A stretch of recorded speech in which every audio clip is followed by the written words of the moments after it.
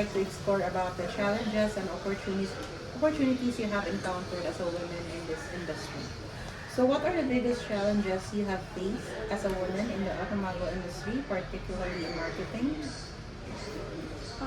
Isa po sa biggest challenges ko na na-experience ko as a sales po sa automotive industry is yung mga kliyente po na akala mo po video na pero nagbaback up. Ayan po talaga. As inaayos mo na po lahat ng mga documents and then maaraw po na po. Pero syempre po, hindi ka naman po dapat mag-discourage kung ano yung dun sa mga nangyari na yun. So it means lang po na i-improve mo pa yung mga ginagawa mo before and then try lang ng try. Lahat naman po talaga natin kayang gawa ng paraan. So ayun po. And also, have you experienced any discrimination or bias based on your gender? If so, could you describe the situation? Yes po. Dito po kasi, syempre po, kapag nag-work ka sa automotive industry, parang mas pinapaniwalaan din yung mga kliyente, yung mga lalaki. Kasi sila yung mas marunong mag-drive. So pagdating po sa mga technical, parang mas gusto po nila talaga kumakausap ng lalaki. Depende naman po sa kliyente, pero there are some instances na ganun po yung nangyayari. Kaya po, sa akin po, tinitake ko po siya as positive kahit na may mga ganun po nangyayari. So ayun nga po, yung kagaya po ng sinasabi ko kanina is at all na discourage po ako. Sinatry ko po talaga pag-aralan and then yung mga mahihirap po, mga technical para po in case po na may technical na client din, kaya ko po silang kausapin na hindi nga lang po lalaki yung kaya makapag-explain sa kanila. And what are the most significant opportunities you have encountered in your career?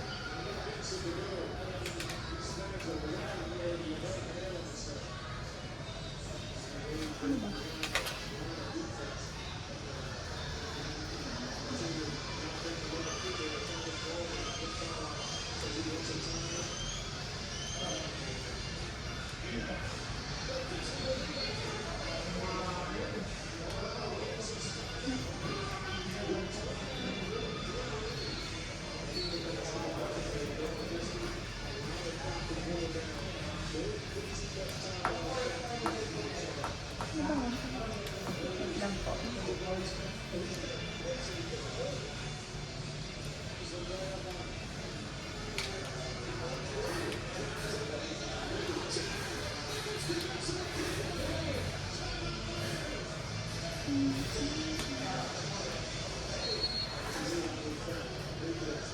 Wait lang ko lang maisip. Tingnan.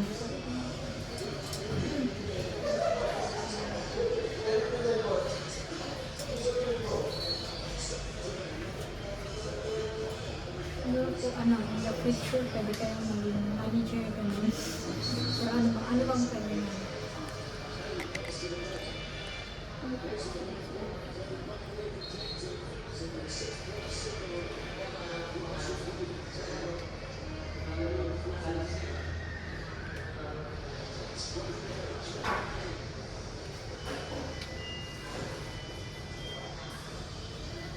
Pwede mo pa explain first? Ano to siya? Parang program, initiative with your company. Siguro kung may mga training. Yung Ay, yung naman parang po. kind of opportunity you have encountered in your career. Opportunities. Yun na yung Opo, pag-ibig. yung mga opportunities, yung mga open na opportunities po na parang connected, parang promotion. Bawa kung may open na may supervisor na kayo ito, obviously. Opo, meron. Oo. Yung kung kumari Step ikaw po up as ka. a sales, na pwede po yun in the future, pwede ka siguro maging Oo, I see. Parang stepping stone lang, ano ka ng sales. Tapos, na-promote ka. Oh, I see. Parang mga meron po kasi kami mga CRM, General Manager ng Sales. Parang ganun po. Oo, ganun.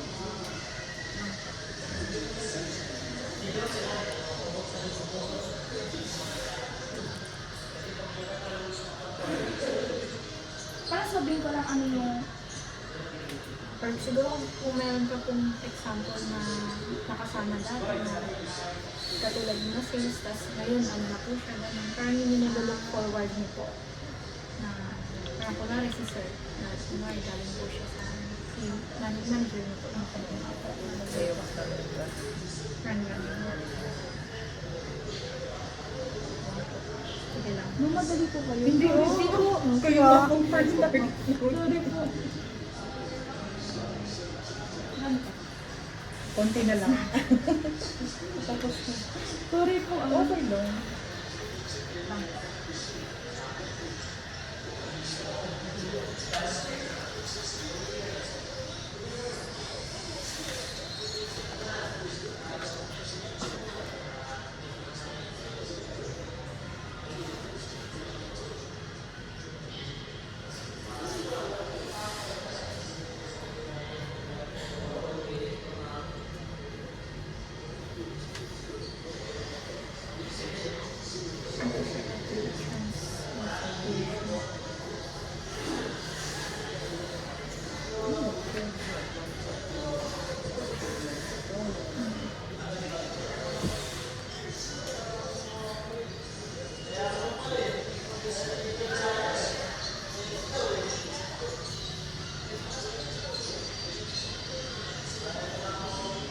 Sige po. Bahala na po. So, what are the most significant opportunities you have encountered in your career? Siguro po yung opportunities po na nakikita ko ngayon sa akin is yung pwede po ako mag-advance po na marami na po akong natutunan or equip na po ako sa mga natutunan ko sa mga senior ko. And share ko rin po, ako po is leader po sa isa sa simbahan namin. Kaya na-enjoy ko po talagang mag-lead ng mga, alam niyo po, yung mga bata po. Or ngayon po, kaya ayun yun po talaga, gusto ko rin po talaga mag-sales. Kasi nga po, na-inspire po ako sa mga tao na magaling ang salita. Yung mga tao na magaling mag-lead sa mga tao nila. And ayun po yung nakikita ko na pwedeng maging opportunity once po na naging equip na po ako. Or naging equip na po yung knowledge ko dito po sa automotive industry. Are there any specific programs or initiatives within your company that support the career development of women? If yes, how effective are the programs? If none, what can you recommend?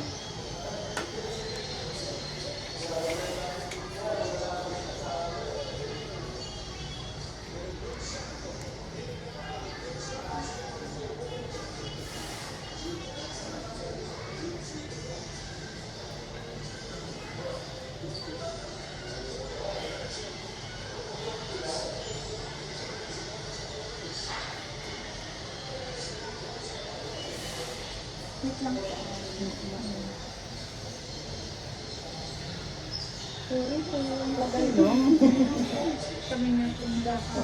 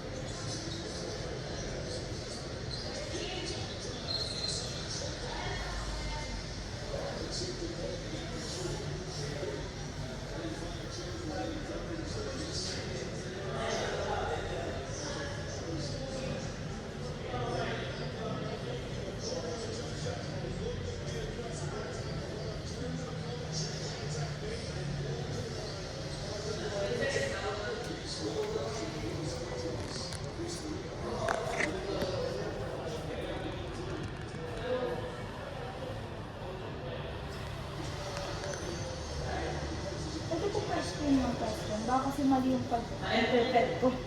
Mali po yung masagot ko. Yung parang kung may dito sa company niyo bibigay sila ng program na yung parang career development, mga ganun. Kung meron po kasi silang parang like yung mga training, parang kunwari ikaw, i-train ka po nila or may exam po ba para sa career development. Kung kunwari po sales, tapos parang sila na yung nag-initiative na kunwari mag-exam po kayo or meron pa rin training para umangat po yung position mo.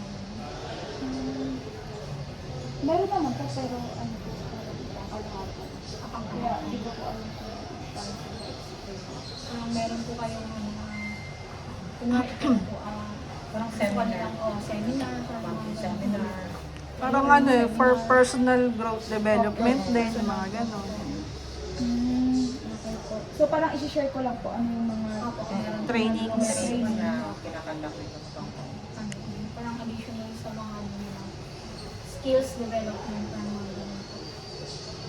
Okay po.